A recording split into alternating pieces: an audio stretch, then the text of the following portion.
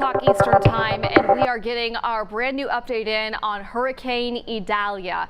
We have seen already some intensification this morning, and as this storm moves further into the Gulf of Mexico over an area with a lot of heat content in the water, meaning warm waters not just at the surface but a depth to that heat, this strengthening process, this we call it rapid intensification, is going to unfold as we go throughout the rest of the day today. So the last update that we gave you at 8 o'clock this morning was that the winds had increased a little bit to 80 miles per hour. Now those winds are up to 85 miles per hour, but gusts have now gone up to 105. And the hurricane hunters inside the storm, flying inside of it this morning, have said that the eye is about 20 to 25 nautical miles across. So we are seeing an eye not just from the hurricane hunters in their little radar they have as they fly the planes into these storms, but also you can see this. We've pulled in Miami's radar. And you can see we've got all of these little banding features, which now that this storm is getting close enough to Florida, we can see those on radar. But also you see right here, that is the eye wall, and the center of that is the eye, where we end up, as these storms get stronger, we clear out even some of that cloud cover from the center of that eye. So we've got the bands of rain. These are already pushing some of the, along with the wind, pushing water up at Key West. Been watching some live cameras there this morning showing the water crashing over the seawall there at America's southernmost point. But also as we go into the afternoon, these little banding features, these outer squalls, these outer rain bands, these are going to start pivoting on shore. That's where we get the severe weather potential. So Hurricane Idalia, the movement north at 14 miles per hour. We'll zoom in even closer so you can see on the radar. It's pretty far away from the radar here, but you can see that little eye that's really starting to form. And from here, where do we go? Let's talk about the latest track. This is the newest cone of uncertainty from the National Hurricane Center.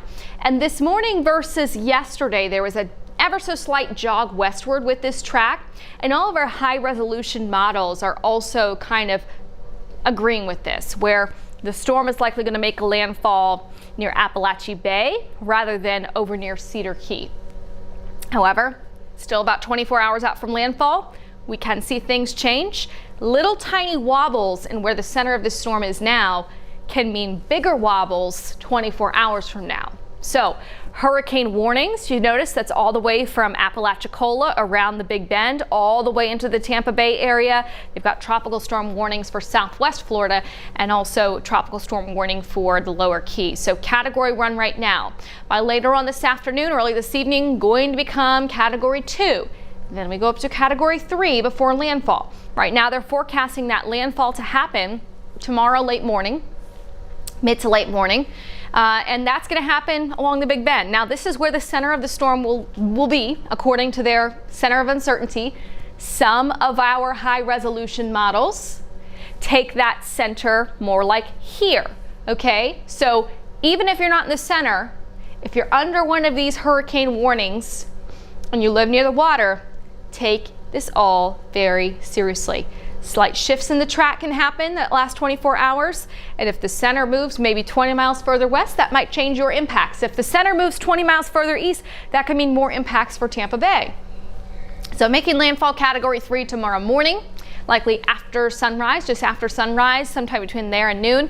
And then as it moves its way inland, it will weaken quickly. Okay, so by the time it gets into southern Georgia, it's probably weakening into a tropical storm. Maybe it's still a low-end hurricane, and then it will move its way towards the Carolina coast. So there's a dip in the jet stream that's going to help to kick it eastward versus its northern trajectory that we're seeing now.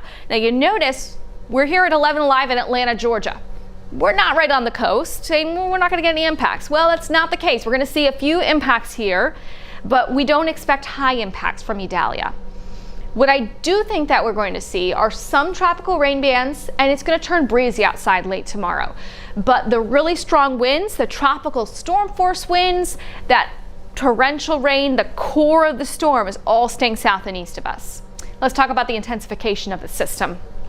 Okay, hurricanes need a couple things to, well, three different things to get into that perfect setup to intensify. If all things come together, it's really like Goldilocks and the Three Bears scenario. Not too hot, not too cold, just right, right? Well, in terms of ocean temperatures, we need warm ocean water, and we need that to be deep as well. It doesn't need to just be warm at the surface, it needs some depth to that warmth. We've got that. The area that it's in right here in the eastern Gulf, very high oceanic heat content. We even have the warm surface temperatures of the ocean off the whole Gulf Coast. I mean, it's been a record warm season so far. We need a lack of wind shear. This storm was battling a lot of shear yesterday. There was still a little bit of shear on the northwest side of it this morning. That shear is going away in the Gulf. We also need good moisture content. We don't want dry air trying to entrain itself in the storm. And it looks right now like this storm has plenty of moisture around it. Okay, tropical storm watches and warnings. There have been some slight updates here, as we expected. Now that we are within 24 hours of some of those tropical storm impacts possible for the Savannah area, they've upgraded those areas. So Savannah down to Brunswick from a tropical storm watch to a tropical storm warning. You notice there's a little red color right here down near Valdosta. This is a hurricane warning. We also have a tropical storm watch, which is for these few central Georgia counties, and that's because they think there could be some tropical storm conditions, but it may not be within 24 hours, or they're still on the fringe with the latest model data of whether or not they're definitely going to get those. But these are not for us. Again, we're up in northern Georgia, but this is southern Georgia. They are going to see the eye, or what's left of the center of the circulation, the most powerful part of the storm, moving overhead. Storm surge warnings all the way from Apalachicola around the Big Bend past Sarasota, Florida, and storm surge watches not just for Fort Myers, but also look at this, the Georgia, South Carolina coastline, also in storm surge watches. So let's talk about this water rise, okay? The peak water rise that we've been looking at over the last day seems to be on this eastern side of the Big Bend. So Cedar Keys right here, I'll kind of zoom in and show you water rise from Horseshoe Beach to Cedar Key, greater than 9 feet above ground. Mandatory evacuations there. A lot of people are evacuating, but some people always just decide to stay for some reason. And the peak storm surge with this system is forecast to be, I think they just said in their update, 10 to 15 feet. You can't survive in a one-story building with that. The water's all the way in the second story at that point. Most ceilings are about 9 feet, 9 feet tall. So evacuations, you just hope that everybody has left there. There's also some mandatory evacuations taking place down in the Tampa-St. Pete area and Clearwater as well. You notice here, these are barrier islands, St. Petersburg area, and these barrier islands are going to see storm surge 3 to 6 feet potentially. Also, as we travel into Tampa Bay, all the water is going to get funneled up into Tampa Bay, and it has nowhere to go. So it moves where it can, and there could potentially be flooding going well inland. This is a low-lying area. Let's go up to the coast to Georgia. See a lot of these blue and yellow colors on the map, especially Tybee Island. That means about 1 to maybe greater than 3 foot. So likely less than 6 foot flooding, but some of that flooding for places like Charleston could impact more populated areas. It's not just going to be these little inlets and marsh areas, but this is Charleston itself. Charleston floods on any heavy rain day. Charleston floods when they have a little bit higher than normal tide. So we could potentially see that flooding happening in Charleston as well. So that is the storm surge potential that we're seeing. And again, that water rise is something that ends up being the deadliest part of a hurricane. Just looking at some notifications from the National Weather Service, they are issuing new tropical storm watches for Bleckley, Wheeler County, Lawrence County, Pulaski County in Georgia, and updating some of the warnings for some of the counties down to the south. So they are upgrading some of those. So let's talk about the wind field. Tropical systems, the eye wall, yes, that's where you get those really strong hurricane force winds in this particular system. But the impacts where we can see tropical storm force winds go well outside the center. So this shows you the wind field, or how big that wind coverage is of tropical storm force in the yellow. You notice here, this is going all the way to Orlando basically. Those are 39 mile per hour winds or stronger. That's a wind field of more than 200 miles across. As this moves inland and makes its landfall, we see, you saw the red and the orange, those higher winds coming into southeastern Georgia, cutting right up through Savannah and out into South Carolina. One also thing to note is that because this is cutting across land for a bit, but then it gets more of that influence from the warm water, we probably will not see this dropping below tropical storm strength because it's going to still have some of that influence from the water as it makes its way to coastal Georgia and South Carolina. And at that point, we will see some onshore winds as well as it's moving up the coast. Now, what about us in North Georgia? I'm going to back this wind gust forecast out just a little bit, back it up in time, and I'll show you tomorrow morning we start calm as Idalia is making its way up through southern Georgia. We'll see breezy gusts picking up. Now, this is not tropical storm force. This is a breezy day for us, but you're going to notice the difference tomorrow versus today. Northeast gusts around 20 miles per hour. Out near Eatonton, Thomaston, maybe those push 25 to 30. And then by Wednesday night, those winds should start to calm down.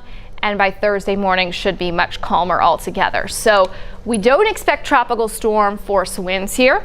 We don't expect the core of that system to move anywhere near us, but we could see some rain bands, and I'll show you what that looks like on the forecast track here. Here's the next 24 hours, strengthening in the Gulf. That landfall, I was talking about some of our higher resolution models. There's a lot of these new high resolution hurricane models. Some of them this morning were trying to make that landfall more here, some of them still over in this way. Well, this model that just updated and came in, it wants to bring it right about in there. So Cedar Key is right here, Apalachicola is out here. So right in there, up through Tallahassee area, and then cutting across Valdosta and running through southeastern Georgia. I'm going to pause things tomorrow afternoon so you can also look at how big of a rain field it is. Okay, the core of the heavy rain, the core of the winds, that's not in our area. But there will be some tropical moisture that does squeeze out these tropical downpours, a few tropical thunderstorms across North Georgia.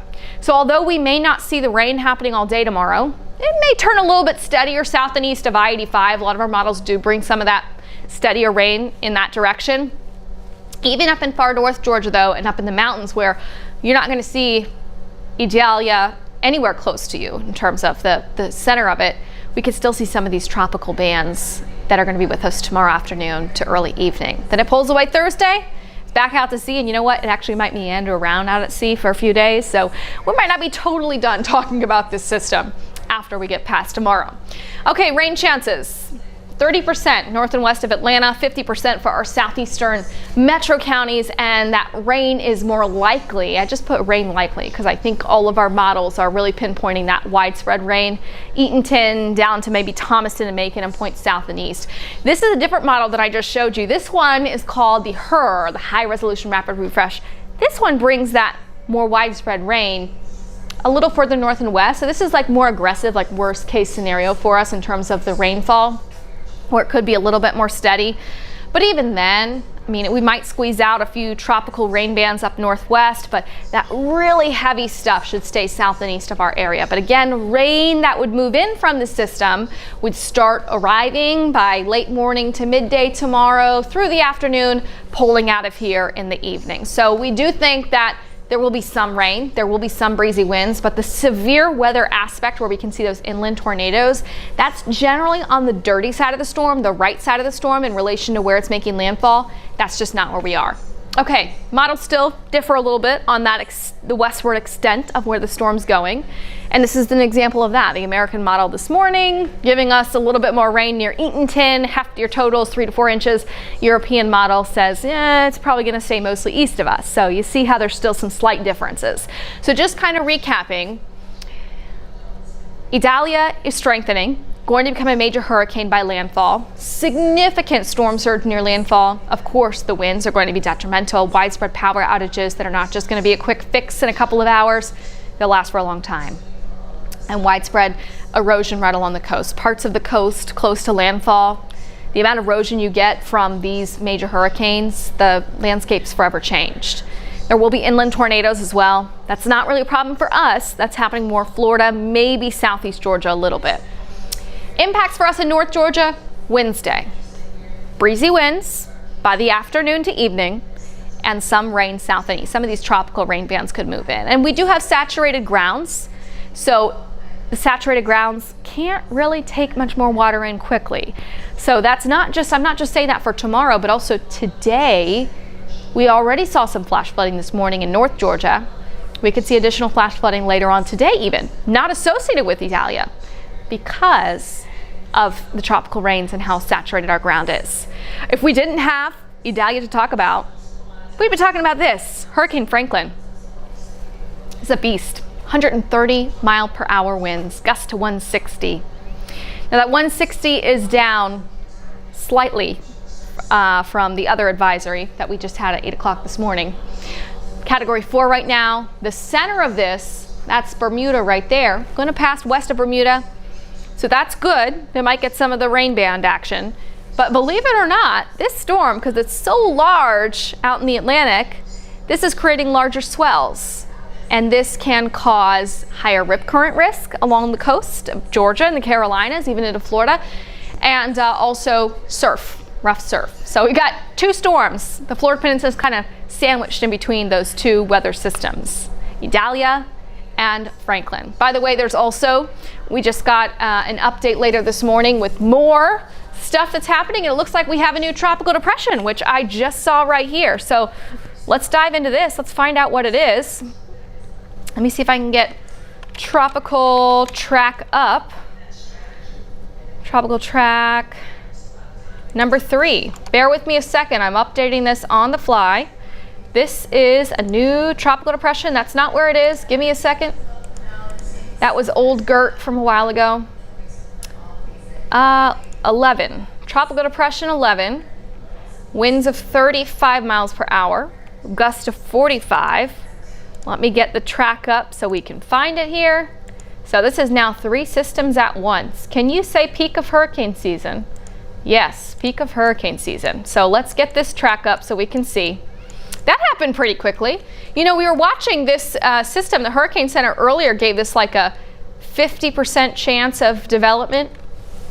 And now this, that was the 5 a.m. or the 8 a.m. update. And now all of a sudden they're saying this is a tropical depression. So this is a fish storm. This is brand new, just in, fish storm. Tropical depression 11. That is forecast to become the next named system, which let's see what the name is on the list. Next name is Jose. Jose. So that will probably become Tropical Storm Jose later today. My goodness. What a busy day. What a busy time. All right, let's recap what we're expecting from Idalia. All right, Idalia is category 1 right now, 85 miles per hour. We can now see it on radar, not just satellite, but radar. A lot of those mandatory evacuations, those are taking place right now and due to be wrapping up later this afternoon. You can see these tropical rain bands already approaching the coast near Sanibel Island and Fort Myers. And the next update we're going to get in is at 2 o'clock. So just recapping this, it's going to go through a lot of intensification of the next 24 hours before landfall and then cut through southeast Georgia. And we are not expecting major impacts here in North Georgia, but what we will see is a breezy afternoon to evening tomorrow, gusts around 20 possible. And the further south and east that you are, for example, along I-85 or southeast of I-85, you will see some more tropical rain possible, and we have saturated ground. So that is the latest on this storm. The hurricane hunters have several missions scheduled to go into this storm today, and we'll have an update on 11 Alive News at noon with the latest info that we get if they have anything new between now and then in advance of this next landfall.